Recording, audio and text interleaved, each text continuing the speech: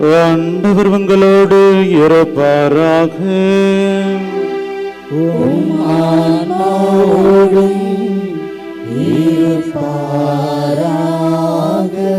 லூக்கா எழுதிய தூய நற்செய்தியிலிருந்து வாசகம்.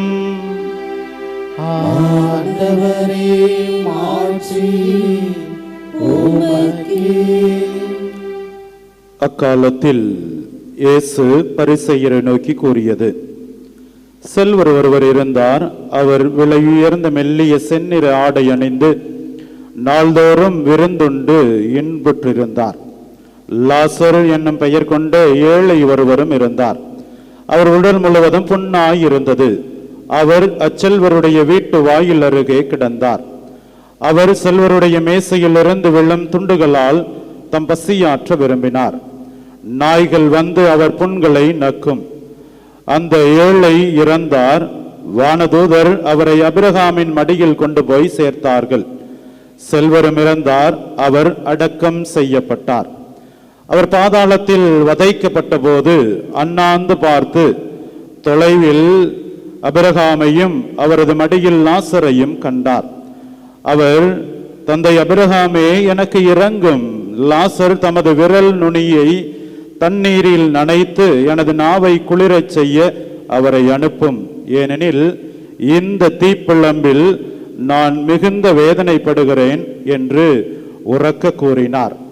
அதற்கு அபிரகாம், மகனே, நீ உன்னா வாழ்நாளில் நலன்களையே பெற்றாய்.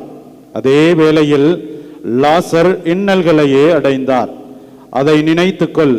இப்பொழுது அவர் இங்கே ஆறுதல் பெறுகிறார், நீயோ மிகுந்த வேதனைப்படுகிறாய்.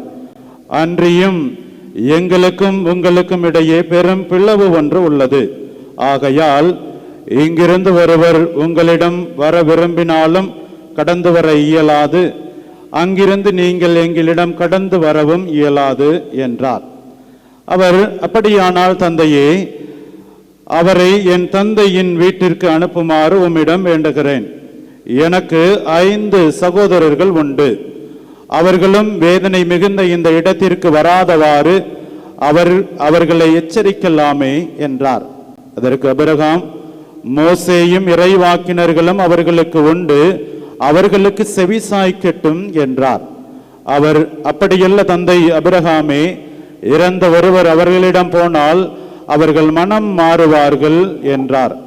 அபிரகாம், அவர்கள் மோசேக்கும் இறைவாக்கினருக்கும் செவிசாய்க்காவிட்டால் இறந்த ஒருவர் உயிர் தெழுந்து அவர்களிடம் போனாலும் நம்ப மாட்டார்கள் என்றார்.